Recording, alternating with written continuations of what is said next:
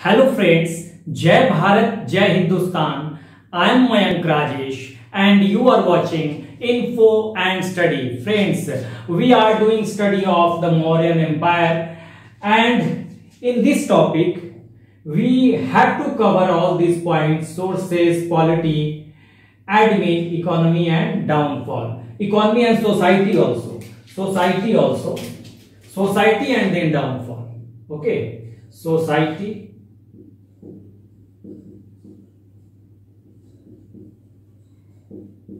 And then downfall. Okay, देखिए यहां पर हमें जो कवर करना है, स्रोतों को कवर करना है, राजनीति को, ठीक है, प्रशासन को, अर्थव्यवस्था को, समाज को, और इसी में हम कल्चर को भी और रिलीजन को भी देख लेंगे जहां आवश्यकता होगी, और पतन को हम देखेंगे। ठीक है, जहां तक इन हेडिंग्स की बात है, इसमें हमने स्रोतों को खत्म कर लिया है और हमने पॉलिटी को खत्म कर लिया है। आप जानते हैं कि हमने खत्म किया था साहित्यिक स्रोतों को और पुरातात्विक स्रोतों को, यानी कि लिटरेरी सोर्सेस को और आर्कियोलॉजिकल सोर्सेस को। उसके बाद जब हम पॉलिटी में आए थे तो हमने चंद्रगुप्त मौर्य को देखा था, जिन्होंने फाउंड किया मौर्यन डायनेस्टी को, धनानंद या घनानंद को हराकर। ठीक है, और उसके बाद हमने उनके बेटे बिंदुसार को देखा और फिर हमने अशोका को देखा। ठीक है, वो हमने खत्म कर लिया था पूरा पार्ट, पॉलिटी वाला पार्ट, और अब हम आ गए हैं एडमिन यानी प्रशासन वाले पार्ट में। ठीक है, तो प्रशासन वाले पार्ट को हम बहुत डिटेल में देखने वाले हैं, और ये एक ऐसा पार्ट है, एक ऐसा पोर्शन है, that is very very important as far as examination is concerned, whether it is UPSC or whether it is state services। ठीक है, या आप यूपीएससी की बात करें या स्टेट सर्विसेज की बात करें, प्रशासन से 80-90% क्वेश्चंस बनते हैं। ये मैंने पहले भी बताया था शुरुआती दौर में। ठीक है, यहां पर देखें, यहां भी प्रशासन को भी हमने कई सेगमेंट में बांटा है, और इसे हम कई सेगमेंट में बांट कर देखेंगे। सोर्सेज यहां भी है, ठीक है, और स्ट्रक्चर यानी संरचना, स्रोतों को देखना है। स्रोतों को हालांकि देखना नहीं है, बस जानकारी ले लेनी है, ये हम पहले भी पढ़ चुके हैं। स्ट्रक्चर यानी संरचना, विशेषता यानी फीचर्स, प्रकृति यानी नेचर, प्रशासन का नेचर या प्रकृति क्या है, और महत्व यानी कि सिग्निफिकेंस को हम देखेंगे। ठीक है, बारी बारी से। ठीक है, यहां पर देखिए, हमने जहां तक सोर्सेस की बात की थी तो हमने पहले भी बता दिया था जब हमने शुरुआती दौर में पढ़ा था। ठीक है, हमने बताया था कि जो सोर्सेस होगा वो पूरी तरह से, जो प्रशासन होगा वो मेगास्थनीज के इंडिका और कौटिल्य के अर्थशास्त्र पर पूरी तरह से डिपेंडेंट होगा। सब कुछ यहीं से निकल के आएगा। ठीक है, मौर्य प्रशासन के लिए। उसके अलावा अशोक के एडिक्ट्स हैं, यानी आपके रॉक एडिक्ट्स हैं, पिलर एडिक्ट्स हैं, केव एडिक्ट्स हैं, जो भी है उनसे भी हमें जानकारी मिलती है, ये हम पढ़ चुके हैं ऑलरेडी। और जूनागढ़ इंस्क्रिप्शन ऑफ रुद्रदामन सौराष्ट्र में जो है वो भी हम पढ़ चुके हैं। तो यहां तो हमने खाली जानकारी लेने के लिए कि ये सोर्सेज हैं मौर्यन एम्पायर के एडमिनिस्ट्रेशन को समझने के लिए। ठीक है, उसके बाद स्ट्रक्चर वाले पार्ट में हम आएंगे, चूंकि हम स्ट्रक्चर देखने वाले हैं। ठीक है, तो स्ट्रक्चर को देखेंगे जब, विशेषता ये सब तो बाद में हम आएंगे। आज हमारा स्ट्रक्चर वाले पार्ट से शुरू हो जाएगा। ठीक है, और यहां स्ट्रक्चर जो होगा, देखिए जो स्ट्रक्चर बनेगा वो केंद्रीय स्तर पर इसका स्ट्रक्चर है। ठीक है, और केंद्र जो है यानी सेंटर जो है ये प्रोविंसेस में डिवाइडेड है। इसको, केंद्र को प्रोविंस में डिवाइड कर दिया गया है, प्रांतों में डिवाइड कर दिया गया है। उसके बाद प्रांतों को जिला यानी डिस्ट्रिक्ट में डिवाइड कर दिया गया। इसी को विषय या आहार भी कहा जाता था, ये हम बाद में लिख लेंगे। और उसके बाद कई विलेज के समूह होंगे, गांवों के समूह होंगे, जिसमें जिलों को डिवाइड किया जाएगा। और फाइनली जो सबसे छोटी इकाई होगी प्रशासन की वो ग्राम होगी। ठीक है, ये हम देखेंगे यहां पर। ठीक है, उसके बाद देखिए हमें शुरू करना है यहां केंद्रीय स्तर से। ठीक है ना, ये तो हम बाद में आएंगे। तो केंद्रीय स्तर में अगर हम देखें तो देखिए आपको केंद्रीय स्तर में हमें क्या क्या देखना है। तो केंद्रीय स्तर का जो प्रशासन है वो, इसमें कई हेडिंग्स हैं। एम्पेरर यानी किंग को देखना है हमें, किंग किस तरह का से काम कर रहा है, राजा किस तरह से काम कर रहा है। उसके बाद एक कैबिनेट टाइप, एक छोटी सी समूह होगी ऑफिशियल्स की, जिन्हें हम मंत्रिना कहेंगे, मंत्रिना। ठीक है, हिंदी में भी मंत्रिना लिखेंगे या मंत्रिण लिखेंगे। ठीक है, उसके बाद काउंसिल ऑफ मिनिस्टर्स जिसे हम हिंदी में कहेंगे मंत्री परिषद, उसके बाद ब्यूरोक्रेसी यानी कि हम इसे कहेंगे हिंदी में नौकरशाही। ध्यान दीजिएगा, मैं हमेशा बोलता रहता हूं हिंदी में भी और अंग्रेजी में भी, क्योंकि दोनों लैंग्वेज के स्टूडेंट्स को फायदा पहुंच सके। तो ब्यूरोक्रेसी हिंदी वाले यहां लिख लेंगे नौकरशाही, नहीं तो मैं यहां पर लिख देता हूं, ये एक पॉइंट हो जाएगा नौकरशाही वाला। ठीक है, इसको आप कहिएगा मंत्री परिषद। ठीक है, मंत्री परिषद लिख लीजिए, इसको कोई ऐसा नहीं है मंत्री परिषद, इसको आप लिख लीजिए, क्योंकि ये वो तो लिख ही देंगे, नौकरशाही इसको बोलते हैं, इसको कहते हैं मंत्री परिषद। उसके बाद प्रशासन जो होगा, किस किस तरह के प्रशासन होंगे, हाँ सेंट्रल लेवल पे देखिए, जो सिटी लेवल का प्रशासन होगा, नगर प्रशासन। ठीक है, आपको अगर सेंट्रल वाले पार्ट में हमें देखना है, हाँ रेवेन्यू प्रशासन, ठीक है, यानी राजस्व का प्रशासन, डिफेंस यानी सैन्य व्यवस्था का प्रशासन, जुडिशियरी न्याय व्यवस्था का प्रशासन, लॉ एंड जुडिशियरी आप कह सकते हैं, और एस्पियोनेज यानी कि गुप्तचर व्यवस्था, एस्पियोनेज गुप्तचर, आप इसको लिख सकते हैं गुप्तचर, एस्पियोनेज एडमिनिस्ट्रेशन, गुप्तचर प्रशासन, गुप्तचर प्रशासन, क्योंकि यहां पे कुछ जासूस भी काम करेंगे। ठीक है, तो केंद्रीय स्तर पर हमें इसे समझना है अलग अलग पॉइंट से, यानी 1 पॉइंट, 2 पॉइंट, 3, 4, और उसके बाद एडमिनिस्ट्रेशन में देखिए नगर प्रशासन, राजस्व प्रशासन, ठीक है, सैन्य प्रशासन या डिफेंस एडमिनिस्ट्रेशन आप कहेंगे, जुडिशियरी न्याय प्रशासन और गुप्तचर प्रशासन। ऐसे हमें देखना है इन डिफरेंट हेडिंग्स को। तो अब हम केंद्रीय स्तर पर जब शुरुआत करने जा रहे हैं, प्रोविंशियल लेवल पे तो हम बाद में आएंगे, काफी बाद में। ठीक है, तो आज से हम शुरुआत करने जा रहे हैं प्रशासन को। तो आज का हमारा जो टॉपिक होगा, आज जो 2 पॉइंट पे हम बात करेंगे, एक तो राजा पे बात करेंगे, ठीक है, किस तरह से एडमिनिस्ट्रेशन में अपनी भूमिका निभा रहा है, how he is playing his role in the central administration, और बात करेंगे हम मंत्रिणा की यानी मंत्रिण की। ठीक है, इन 2 पॉइंट्स पे आज का हमारा वीडियो होगा। आप चाहें तो एक बार स्क्रीनशॉट ले लें। ठीक है, तो अब हम शुरू करने जा रहे हैं केंद्रीय स्तर पर। ये आपको जानना चाहिए, देखिए इस तरह से स्ट्रक्चर आएगा। अगर आप देखें तो केंद्र होगा, केंद्र के भीतर प्रांत होगा, प्रांतों के भीतर जिले होंगे, उसके बाद कई गांवों के समूह होंगे, और सबसे छोटी इकाई जो होगी वो ग्राम होगी। ठीक है, यानी ग्राम, फिर कई समूह होंगे गांवों के, उसके बाद उसके ऊपर जिला, जिले के ऊपर प्रांत, और प्रांत के ऊपर सेंटर। सेंटर को डिवाइड किया जाएगा प्रांतों में, प्रोविंसेस में। Provinces will be further divided into district. Districts are further divided into groups of villages, and the smallest unit of the administration is gram. तो ये आप देखेंगे।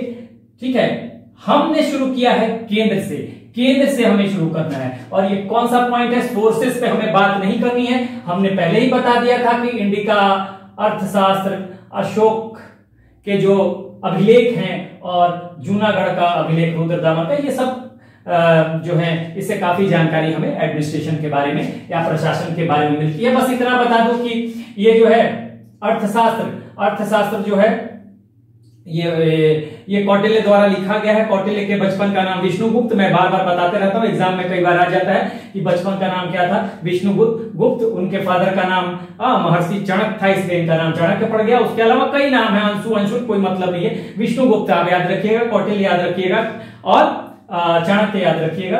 ठीक है, तो अर्थशास्त्र पूरा एडमिनिस्ट्रेशन है, सोसाइटी एडमिनिस्ट्रेशन, इकोनॉमी जो भी है अर्थशास्त्र से आपको मिलेगा। उसके अलावा इंडिका, अर्थशास्त्र बेसिकली पॉलिटी एंड लोक प्रशासन की किताब है। ठीक है ना, और ये भी मैं बता चुका हूं, अर्थशास्त्र के 15 पार्ट्स हैं एंड 180 सब पार्ट्स हैं, जिन्हें हम अधिकरण और प्रकरण कहते हैं।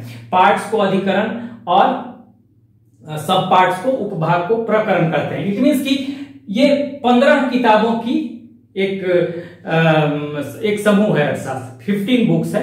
ठीक है, और उसमें चैप्टर जो हैं वो कहा जाता है 180 चैप्टर्स हैं, सब पार्ट्स जो हैं 180 है। ठीक है, तो ये आपको ध्यान देना होगा।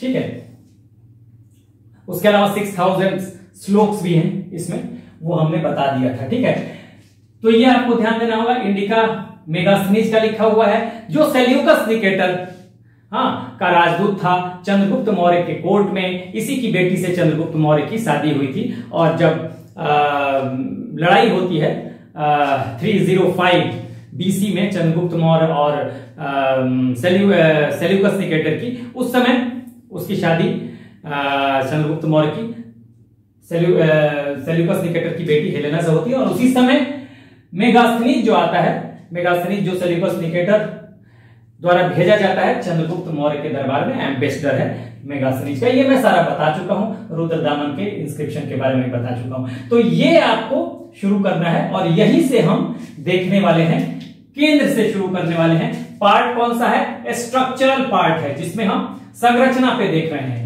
केंद्र से शुरू करेंगे, और आज हम 2 पॉइंट देखेंगे, एम्पेरर और मंत्रिणा को। ठीक है, तो हम आगे बढ़ते हैं और शुरू करते हैं।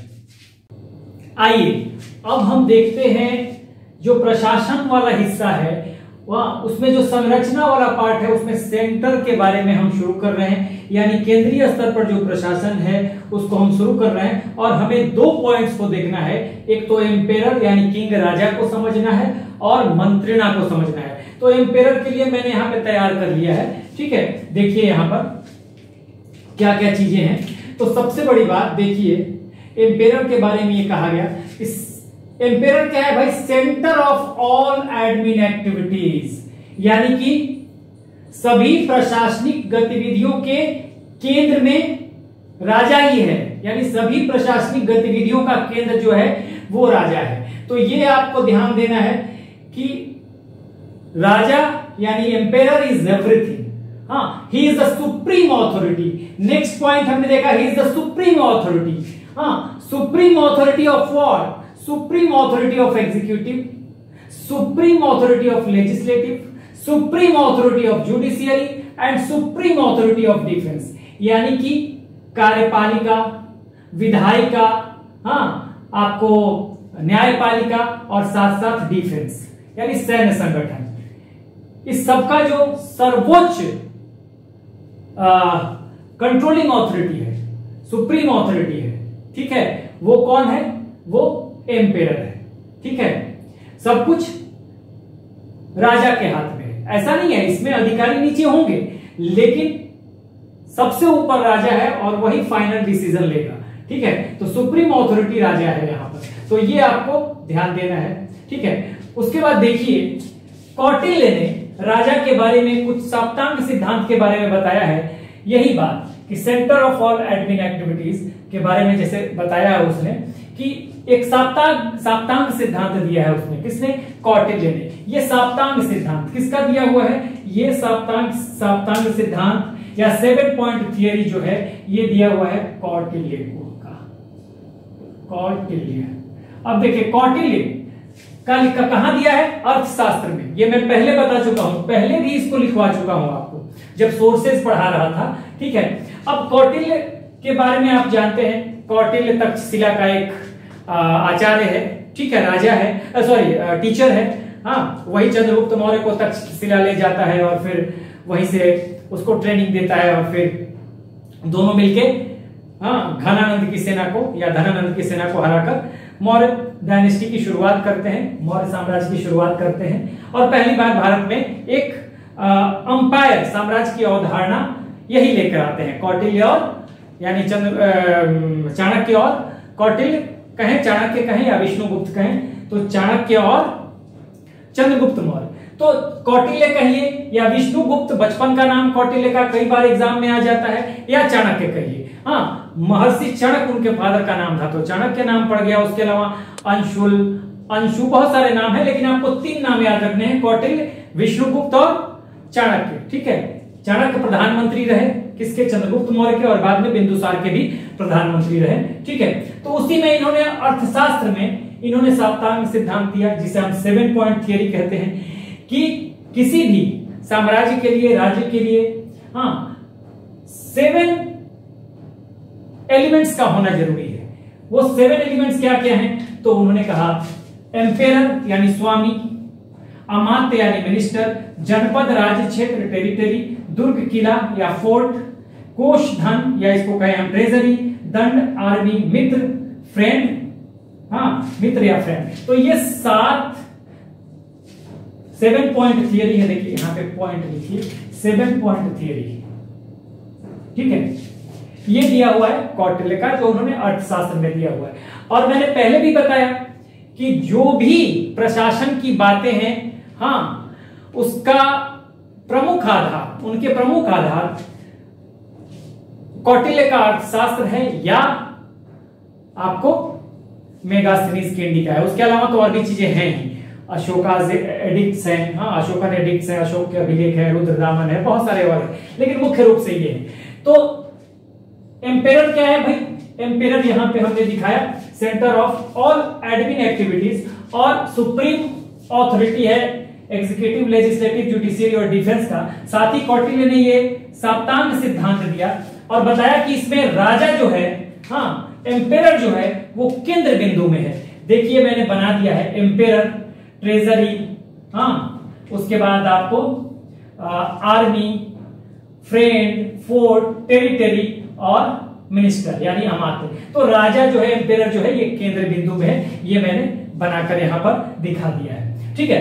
तो ये आपको ध्यान देना है, सब राजा के बारे में। राजा जो है, हाँ, how he is playing his role, हाँ, how the emperor, the king is playing his role in the administration. ये पार्ट यहां पर हम समझ रहे हैं, ठीक है। तो उसका रोल देखिए यहां पर दिखाई दे रहा है, centre of all admin activities, सारे हाँ प्रशासनिक गतिविधियों का के सेंटर में वही है, उसका केंद्र बिंदु है।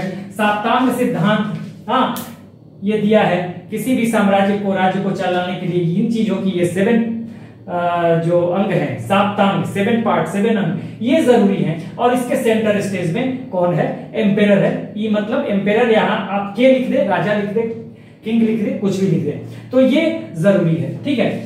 यहां हमने समझा।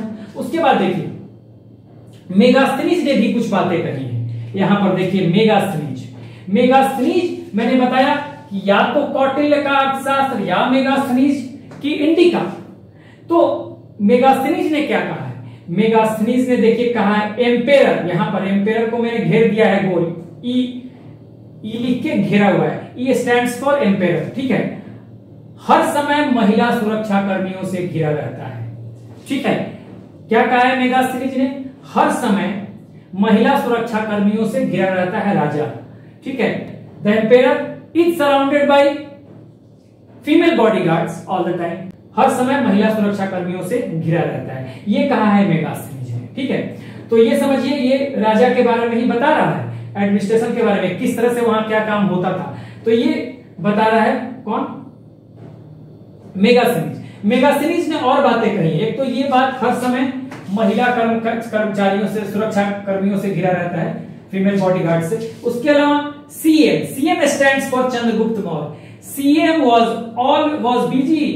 was busy working all the time. CM was busy, हाँ ठीक है, ठीक है। CM was busy working all the time, ठीक है, वो व्यस्त रहता था। कौन? CM stands for Chandragupta Maurya. Chandragupta Maurya के बारे में कहा जा रहा है कि चंद्रगुप्त मौर्य हर समय वो बिजी रहता था, हाँ, all the time. When he was in his court, when he was in his court, आप यहां पर लिख सकते हैं when in the court, when in the court. जब वो कोर्ट में है, जब वो दरबार में है, तो हमेशा वो काम में व्यस्त है, लगातार काम कर रहा है, ये कहा है मेगास्थनीज ने। इसी तरह से कौटिल्य ने भी कहा है। कौटिल्य ने भी चंद्रगुप्त मौर्य के समय के बारे में कहा है कि भाई जो राजा है उसको कभी भी प्रजा से प्रतीक्षा नहीं करवानी है। यदि वो कोर्ट में है, यदि वो दरबार में है, तो प्रजा को प्रतीक्षा नहीं करवानी है। कोई मिलने आता है, तुरंत मिलना चाहिए। देखिए लैंग्वेज क्या है, अर्थशास्त्र में ये कहा गया है कि राजा को कभी भी हाँ, प्रजा से प्रतीक्षा नहीं करानी चाहिए। हाँ, इससे क्या होता है, रिवोल्ट हो जाता है या राजा के खिलाफ षड्यंत्र हो सकता है। अब इसमें लैंग्वेज देखिएगा, मैं बार बार बताता हूं। राजा को, कौटिल्य ने कहा है कि राजा को कभी भी अपनी प्रजा से प्रतीक्षा नहीं करानी चाहिए। जब मैं अर्थशास्त्र पहले भी पढ़ा रहा था, सोर्सेज के तौर पे, स्रोतों के तौर पे, वहां पे मैंने बताया था कि अर्थशास्त्र की कुछ शैली है, स्पेशल शैली है, स्पेशल स्टाइल है, जिसमें लिखा गया है। तो चंपू शैली है, चंपू स्टाइल। इट मींस कि अर्थशास्त्र प्रोज प्लस पोएट्री दोनों में लिखा गया है, इसी को चंपू शैली कहते हैं। यानी कि कहानी के फॉर्मेट में भी है, कविता के फॉर्मेट में भी है, यानी स्टोरी फॉर्मेट में भी है और पोएट्री फॉर्मेट में भी है। तो इसको एक तो चंपू शैली में लिखा गया। दूसरी बात मैंने ये बताया कि राजा को प्रतीक्षा नहीं करानी चाहिए, राजा को अपनी प्रजा से प्रतीक्षा नहीं करानी चाहिए। तो ये बातें अर्थशास्त्र में जो लिखी गई हैं, कोई भी बात, तो उसको एक तो अन्य पुरुष यानी कि थर्ड पर्सन में लिखा गया है। दूसरी बात इंस्ट्रक्शनल स्टाइल, उपदेशात्मक शैली में लिखा गया। मैंने बताया ना, राजा को प्रजा से प्रतीक्षा नहीं करानी चाहिए। हाँ, तो इसी तरह का लैंग्वेज है। हाँ, राजा को ऐसा करना चाहिए, राजा को वैसा करना चाहिए, ये लैंग्वेज है। हाँ, the emperor should do this, the emperor should do that, ये इंस्ट्रक्शनल शैली है, इंस्ट्रक्शनल स्टाइल है। ठीक है ना। तो ये मैंने ये बताया था आपको कि आप हमेशा इसको याद रखेंगे। कई बार क्या करेगा एग्जाम में कि आपको 4 स्टेटमेंट दे देगा, बोलेगा कि कौन सा शैली है ये अर्थशास्त्र का, इसमें से कौन सा स्टेटमेंट जो है वो अर्थशास्त्र की शैली है। दे सकता है, यूपीएससी के लिए बड़ी इंपॉर्टेंट हो सकता है ये। ठीक है, तो आपको याद रखना चाहिए कि एक तो पहला शैली चंपू शैली, प्रोज प्लस पोएट्री यानी कि गद्य और पद्य, कहानी प्लस कविता दोनों में। ठीक है। दूसरी बात कि इंस्ट्रक्शनल है, उपदेशात्मक है, राजा को ऐसा नहीं करना चाहिए, राजा को ऐसा करना चाहिए। हाँ हाँ, राजा को प्रजा से प्रतीक्षा नहीं करानी चाहिए, ये सब बातें चाहिए चाहिए चाहिए, और थर्ड पर्सन में। ठीक है, अन्य पुरुष में। तो ये उपदेशात्मक शैली है, आप ध्यान रखिएगा। मैं बार बार इस चीज को बताते रहता हूं, इसका रीजन ये है कि आपको याद रहे। हाँ, जहां भी आ जाता है कोई चीज, उससे रिलेटेड टर्म आ जाता है या वो बातें आ जाती है, तो मुझे याद आ जाता है, तो मैं आपको भी याद दिलाने की कोशिश करता हूं। तो ये एक हो गया। हाँ, मेघाश्विनी जी ने कहा कि हर समय महिला सुरक्षा कर्मियों से घिरा रहता है। CM was busy working all the time when the court, हाँ, जब वो कोर्ट में है। ठीक है। उसके बाद राजा के बारे में दैवीय उत्पत्ति का सिद्धांत, डिवाइन थियरी ऑफ किंगशिप लागू नहीं होता। ठीक है, ठीक है।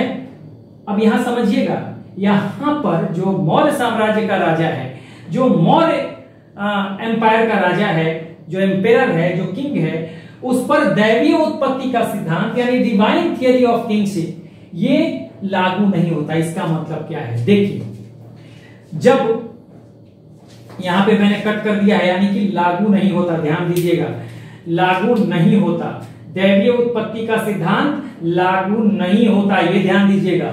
ठीक है, ये अप्लाई नहीं होता। देखिएगा, जब आप पोस्ट मौर्यन पीरियड में जाएंगे, हाँ, यानी मौर्य के बाद आपको लेटर मौर्यंस है, और उसके बाद फिर आप पोस्ट मौर्यन के बाद, पहले आप तो पोस्ट मौर्यन में जाएंगे, मौर्य के बाद, उसके बाद गुप्ता पीरियड में जाएंगे। ठीक है, गुप्ता पीरियड में जब पहुंचेंगे पोस्ट मौर्यन के बाद, तो वहां क्या होगा कि वहां के जो राजा हैं वो बड़े बड़े उपाधि लेंगे, जैसे टाइटल उनका होगा, हाँ, परम भट्टारक। ठीक है, परम भट्टारक। ठीक है, परमेश्वर, यानी कहीं ना कहीं वो अपने आप को राजा के बराबर दिखाने की कोशिश कर रहे हैं। उसी को कहा जाता है दैवीय उत्पत्ति का सिद्धांत। राजा जो अपने आप को राजा इज इक्वल टू, यानी एम्पेरर इज इक्वल टू, हाँ, गॉड, वहां पे गुप्त साम्राज्य में। लेकिन यहां ऐसा नहीं है। हाँ, यहां ऐसा नहीं है। यहां बस एक चीज आपको ध्यान देना है कि यहां पर अशोक जो है, हाँ, अशोक, वो अपने अभिलेखों में खुद को कहता है देवनाम पिया या प्रियदस्सी, हाँ, या प्रियदस्सी। तो इसका मतलब क्या है, देवनाम पिया या प्रियदस्सी का मतलब dear to God, dear to God या beloved of God, dear to God या बिलवेड ऑफ गॉड। ठीक है, तो डियर टू गॉड या बिलवेड ऑफ गॉड, यानी कि वो देवताओं का प्यारा है, देवताओं का प्यारा है राजा। यहां पे अशोक अपने आप को अभिलेखों में, इंस्क्रिप्शन में, एडिक्ट्स में कहता है कि वो देवनाम पिया है, वो प्रियदर्शी है, he is dear to God, he is beloved of God, यानी देवताओं का प्यारा है। तो ये कहीं ना कहीं अपने आप को देवताओं के निकट दिखाने की कोशिश कर रहा है, ठीक है ना, देवताओं के निकट दिखाने की कोशिश कर रहा है, ताकि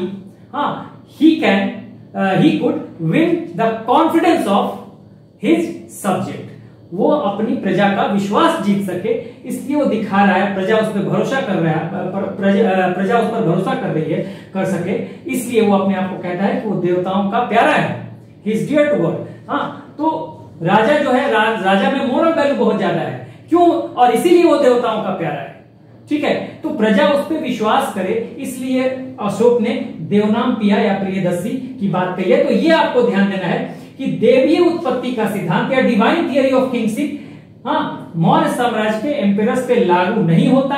हालांकि अशोक ने अपने आप को कहीं ना कहीं देवताओं से जोड़ने की, उन देवताओं के निकट रखने की कोशिश की है खुद को, ताकि पब्लिक का भरोसा यानी कि इसका प्रजा का भरोसा जीता जा सके। तो ये आपको ध्यान रखना है।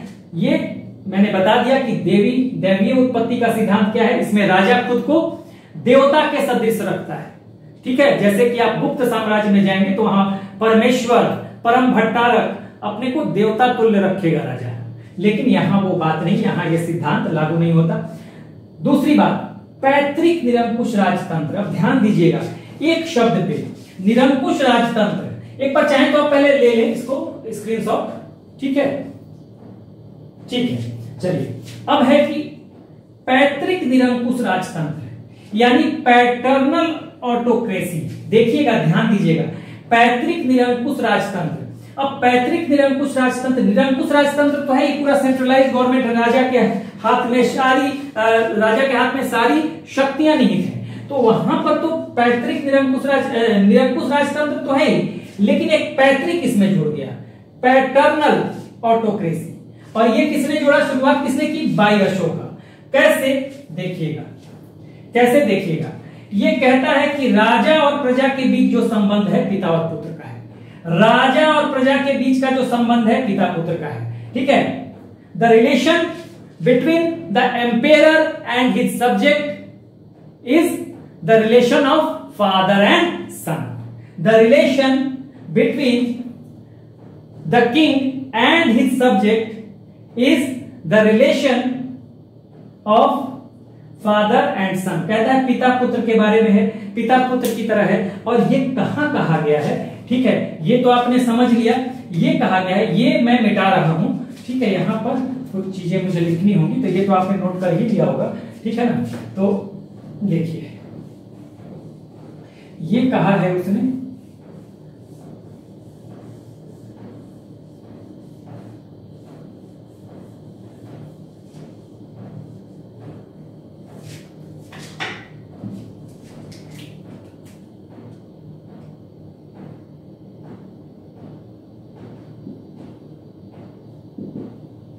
मेजर रॉक एडिक्ट धौली, और धौली कहां पे है, ओडिशा में, ओडिशा में। तो ये कहां पे कहा गया, ये बहुत इंपॉर्टेंट है आपके लिए।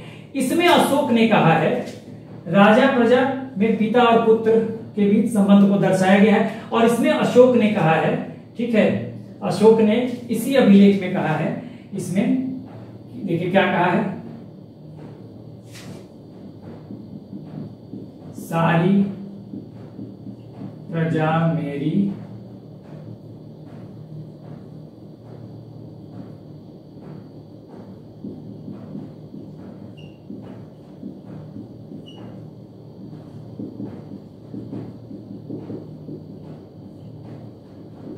मेरी संतान है। तो ये बहुत इंपॉर्टेंट है। देखिए यहां पर एक तो राजा प्रजा का जो रिलेशन है पिता पुत्र का है, किसने शुरू किया है, अशोक ने। इट मींस कि ये सवाल आ सकता है आपके एग्जाम में कि पैतृक निरंकुश राजतंत्र या पैटर्नल ऑटोक्रेसी की शुरुआत किसने की, तो अशोक ने की थी, ठीक है। और यहां पर कहां पे इसकी जानकारी मिलती है, तो major rock edict Dhauli Orissa में, और इसी में कहा गया है अशोक द्वारा कि सारी प्रजा मेरी संतान है। हाँ, all my subjects are my children, या all the people are my children. जो भी लोग वहां रह रहे हैं उसके शासन के अंतर्गत, उसके अंपायर के अंतर्गत सारे जो है उसके संतान है। ये अशोक ने कहा, ठीक है, ये कह रहा है अशोक। ये बहुत इंपॉर्टेंट है, आपको याद रखना है इसको, अशोका, ठीक है। तो ये ध्यान रखना है, ठीक है। ये बात हो गई। उसके बाद एम्पेयर को कैसा दिखाया गया है यहां पर। अगर एम्पेयर की भूमिका कैसी है, एक प्रजापालक के तौर पे है, ठीक है। देखिए प्रजापालक, हाँ, एक प्रजापालक है। He is very very caring for his subjects, हाँ, बहुत केयरिंग है अपने प्रजा के लिए।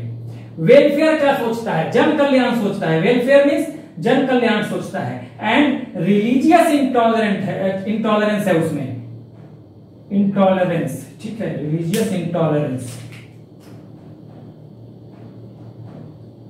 रिलीजियसली इंटॉलरेंट कह दीजिए, टॉलरेंट, रिलीजियसली ऐसे लिख दीजिए, रिलीजियसली इंटॉलरेंट।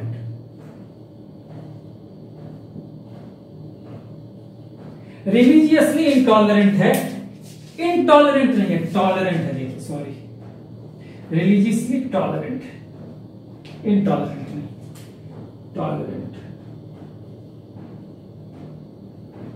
टॉलरेंट। आप स्क्रीनशॉट ले सकते हैं, यहां पे इंटॉलरेंट लिखा गया था गलती से, तो उसको आप टॉलरेंट कर लीजिएगा। यानी कि धर्म सहिष्णु है, ठीक है, ये धर्म सहिष्णु है। इसको आप फिर से ले सकते हैं, पहले अगर स्क्रीनशॉट लिया होगा तो यहां पर इंटॉलरेंट करिएगा, इसको टॉलरेंट कर लीजिएगा। धर्म सहिष्णु, कई बार चीजें गड़बड़ हो जाती हैं, ठीक है, धर्म सहिष्णु है, ठीक है ना। तो ये आपको ध्यान देना चाहिए। राजा कैसा है, प्रजापालक है, वेलफेयर की सोचता है, जन कल्याण की सोचता है, और रिलीजियसली टॉलरेंट है, यानी धर्म सहिष्णु है।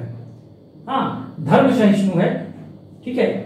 आप जानते हैं धर्म सहिष्णु के बारे में, हर धर्म का आदर था मौर्य साम्राज्य में। मैं बता दूं आपको, पहले भी मैंने बताया है आपको, चंद्रगुप्त मौर्य जो कि जैन था, आपको पता है उनकी डेथ भी हुई थी जब वो साउथ इंडिया गए थे भद्रबाहु के साथ। और कायाक्लेस मेथड से, जो जैन समुदाय में एक डेथ का ट्रेडिशन है कि अपने शरीर को कैसे खत्म करना है, समथारा या वो संलेखना विधि से, जिसमें धीरे धीरे भोजन को कम किया जाता है और फिर उपवास पे जाके अपने शरीर का त्याग किया जाता है।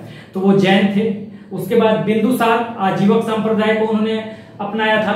अशोक ने शुरुआती दौर में कहा जाता है कि ब्राह्मण थे, ठीक है ना। महावंश से पता चलता है कि ब्राह्मण थे।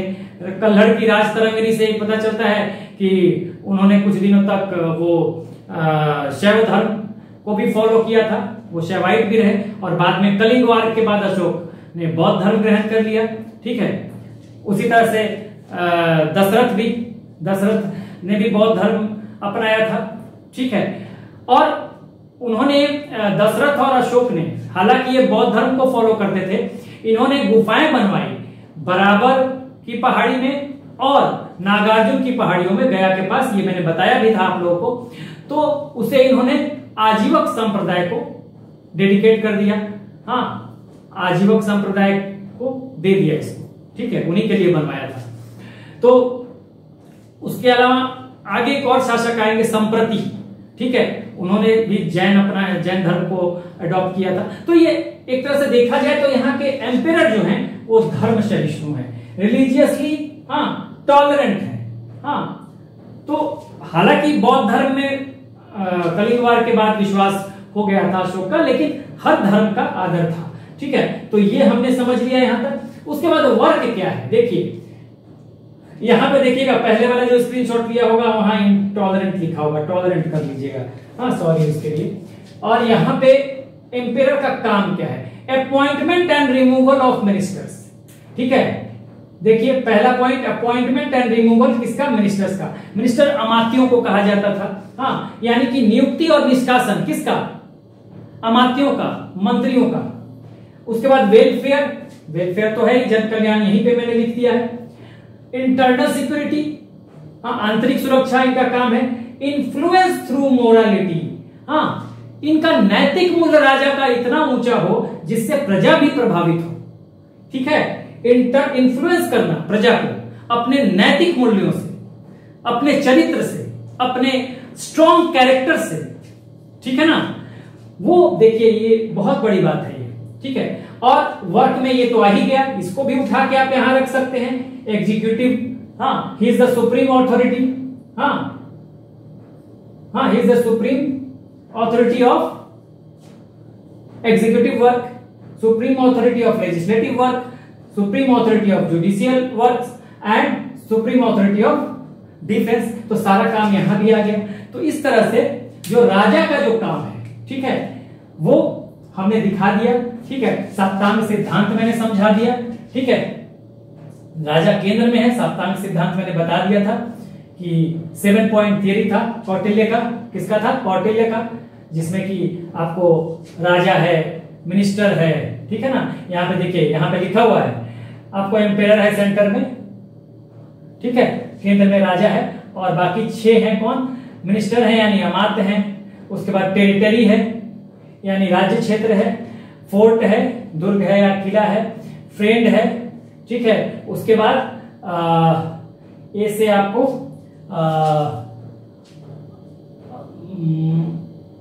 अमात्य है, टेरिटरी है, और मेरे ख्याल से ये आपको क्या हो जाएगा?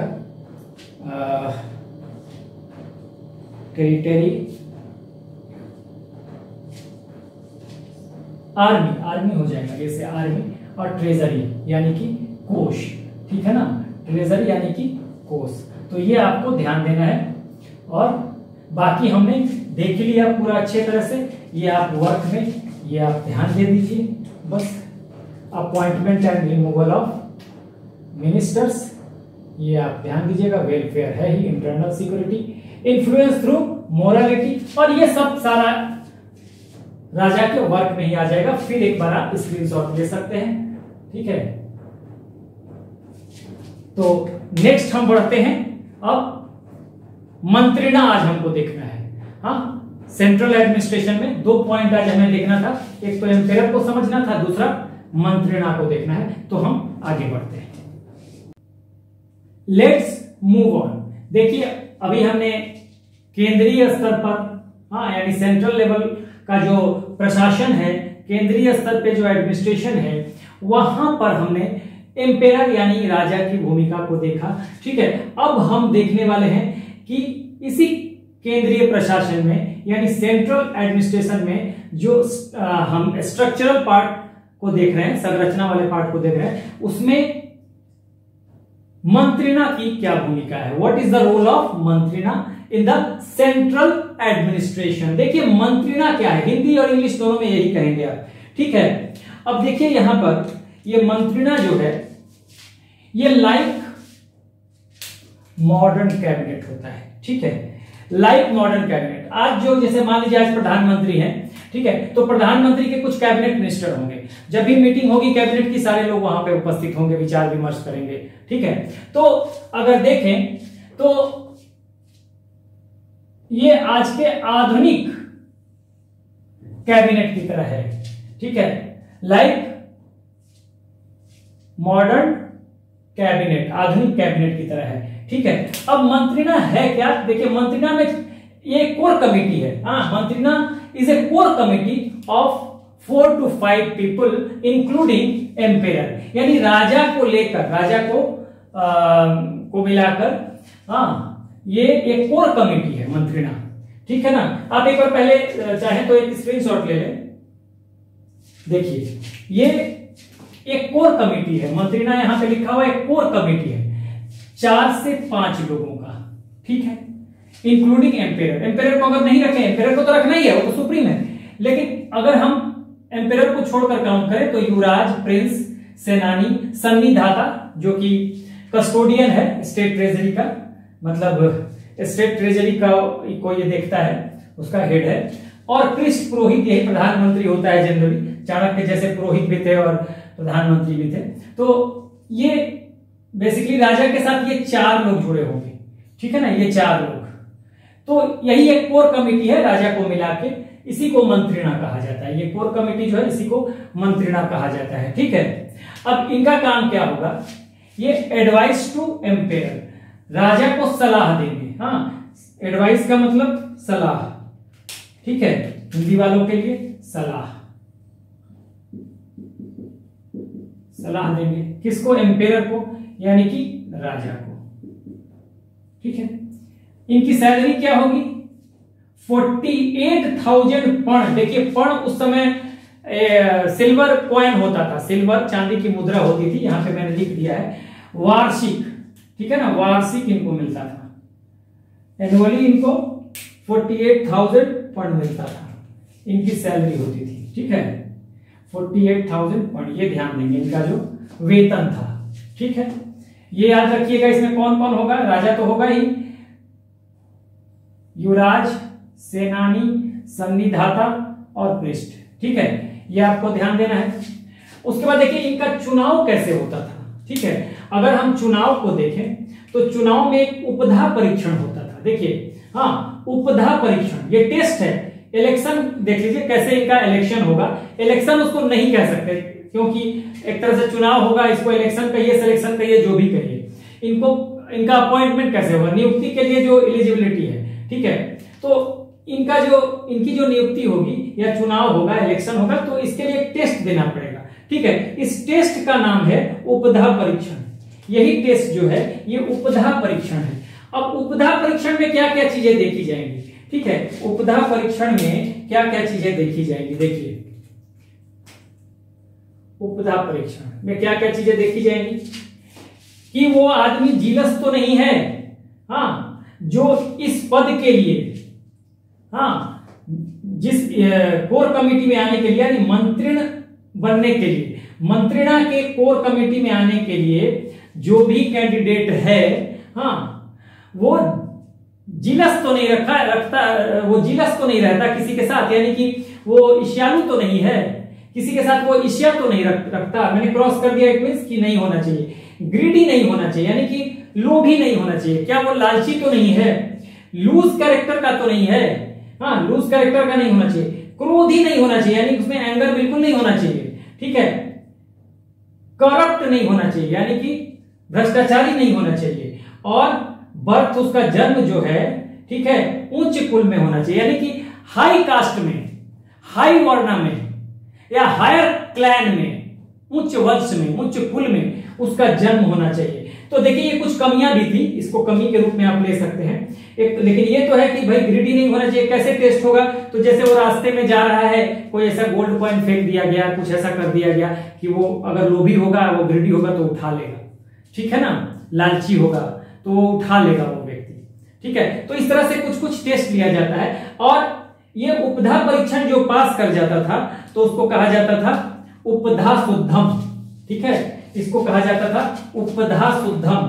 देखिए जो पास कर जाएगा ना, ये सब क्राइटेरिया जो फुलफिल कर लेगा, ठीक है, ये सब क्राइटेरिया जो सारा फुलफिल कर लेगा, ये सारा तो फुलफिल करने के बाद यानी कि उसको कहा जाएगा कि उपधा परीक्षण में वो पास है, तो इस पूरे प्रोसेस को कहा जाएगा कि उपधा शुद्धम, यानी कि वो पूरी तरह से शुद्ध होके निकल गया, ठीक है ना, पूरी तरह से वो प्योर होके निकल गया।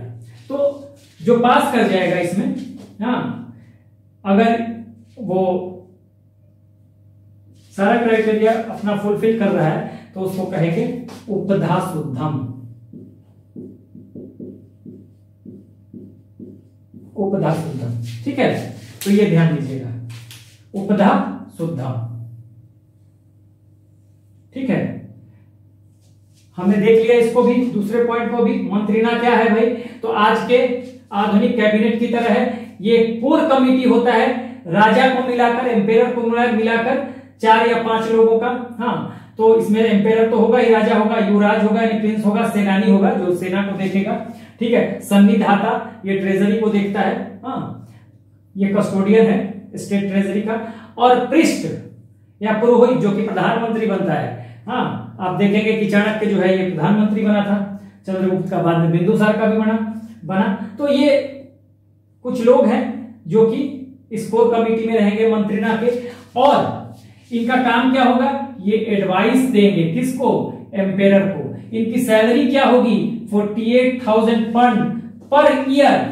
ये पौंड क्या है, पौंड सिल्वर कॉइन है, यानी कि चांदी की मुद्राएं हैं, ठीक है। उसके अलावा इनका चुनाव कैसे होगा, इनका इलेक्शन कैसे होगा, इलेक्शन कहें या सिलेक्शन कहें, यहां पर कुछ भी कह सकते हैं। तो एक टेस्ट होता है, उस टेस्ट को कहा जाता था उपधा परीक्षण। तो समझ लीजिए, अगर आ जाए एग्जाम में अब से कि मंत्रियों के कोर कमेटी में शामिल होने के लिए जो परीक्षण किया जाता था, हाँ, उस परीक्षण का नाम क्या था, तो आप कहेंगे उपधा परीक्षण।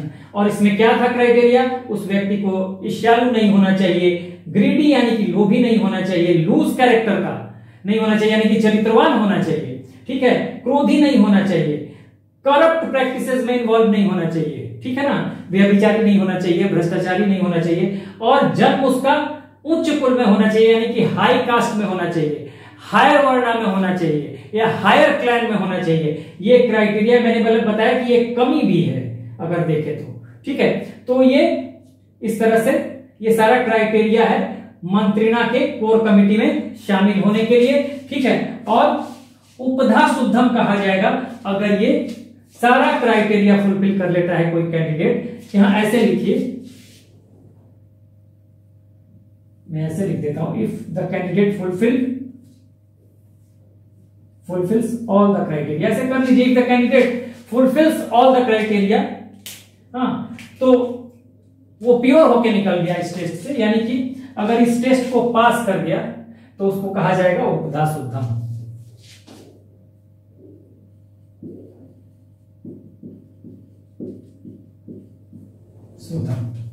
ये टेस्ट जो है, इस टेस्ट में अगर ये पास कर गया तो कहा जाएगा उसको उपधा शुद्धम। ये टेस्ट है, ठीक है, उपधा शुद्धम, उपधा परीक्षण, उपधा शुद्धम, उपधा परीक्षण, उपधा शुद्धम, ये ध्यान दीजिएगा। तो इस तरह से हमने आज प्रशासन के, खासकर केंद्रीय प्रशासन के, ठीक है, केंद्रीय प्रशासन के दो महत्वपूर्ण बिंदुओं को देखा, दो महत्वपूर्ण बिंदुओं पे हमने चर्चा की। एक तो एम्पेरर, राजा के बारे में कि राजा का what is the role of emperor in the administration and what is the role of मंत्रिणा इन द एडमिनिस्ट्रेशन। तो दो महत्वपूर्ण पॉइंट को हमने आज देख लिया। नेक्स्ट वीडियो में फिर हम अगले पॉइंट्स की तरफ बढ़ेंगे। So this is the end of the video. Do like, share and subscribe. Take care, keep smiling.